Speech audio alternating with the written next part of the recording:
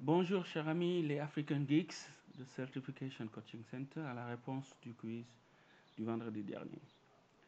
Le quiz portait sur une question en relation avec le subnetting.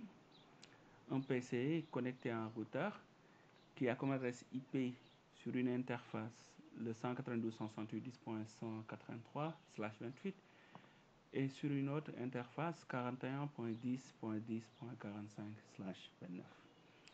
Il fallait trouver quelle était la bonne adresse IP à donner au PC0 si on sait que cette adresse IP doit être la toute première adresse de son sous-réseau. Donc on avait les réponses A jusqu'à D. Pour répondre à cette question, on part de l'information à savoir que ce PC allait être dans le même sous-réseau que le point 183 parce que simplement cette adresse IP là allait être la passerelle par défaut.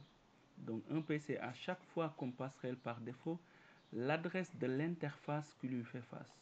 Ça veut dire que cette interface là qui est connectée au réseau du PC allait être la passerelle. Et comme cette interface a le point 183 comme adresse IP, donc cela veut dire que le PC0 serait impérativement dans le même subnet que le point 183.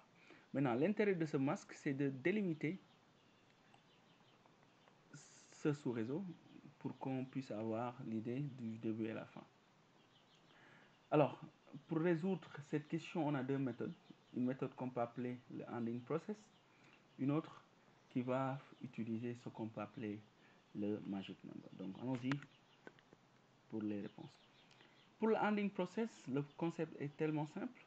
L'idée, c'est de convertir l'adresse IP, qui est le 192.168.10.183, en binaire, et ensuite représenter le masque de ce réseau qui est le /28. Donc, si on convertit le masque 192, plutôt l'adresse IP 192, on va avoir ça.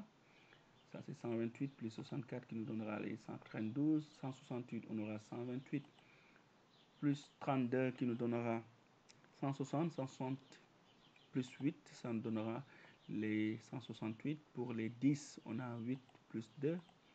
Et pour le 183, on aura 128 plus 32 plus 16 plus 7. Alors ça, c'était la conversion de l'adresse IP 183. Ensuite, on est venu représenter les masques. Le masque plutôt de 28, comme ça. Donc on a 28, 1, et le reste était des 0. Donc cela veut dire que c'était ici la délimitation. Donc tous les bits qui se retrouvent à gauche de la limite sont la partie réseau et tout ce qui vient après, c'est la partie haute. Maintenant, la deuxième étape, une fois que cette limite-là elle est dessinée, on sait que dans la partie haute, si tous les bits se mettent à 0, on aura ce qu'on appelle un ID réseau. Si tous les bits se mettent à 1, sur la partie haute, on aura ce qu'on appelle le broadcast ID. Donc c'est ça qui nous donne cette adresse IP là. Donc si on convertit tout ça, ça nous donnera 192.168.10. Et si on met ça ensemble, ça nous donnera 128 plus 32 plus 16, ce qui est 176. Maintenant, quand on met tous les bits à 1 de la partie haute, on aura 176 plus 15, ce qui donnera 191. Donc cela veut dire que l'adresse IP, qui est la première adresse utilisable, sera le point 177 et la toute dernière adresse utilisable sera le point 190. Donc la bonne réponse allait être le D, qui est le 10.177. Ça, c'était pour la première méthode. Pour la deuxième méthode, on utilise ce qu'on appelle le bit magique. C'est quoi le bit magique? C'est le poids du dernier bit à 1 du subnet masque. Un masque, c'est des 1 suivi de 0.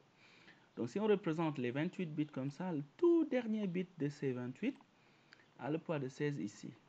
Parce que ici on a 128, 64, 32 et 16. Donc l'idée c'est de représenter l'adresse IP en 16 blocs. Ou bien représenter l'adresse IP en deux blocs de 16.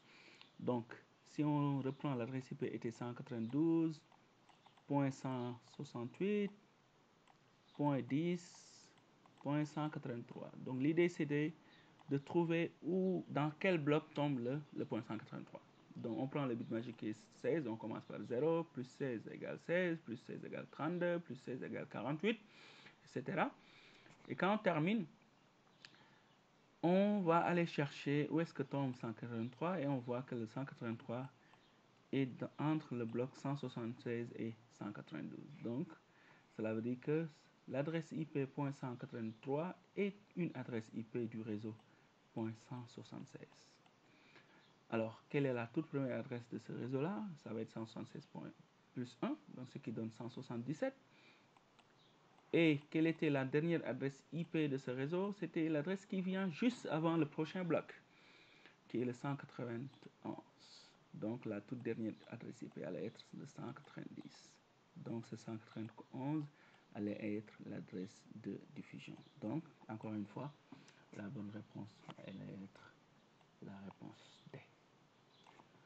Si vous voulez plus d'informations sur le subnetting, attendez la prochaine vidéo de la collection C-Cent, qui est la leçon numéro 3, qui va porter sur le subnetting.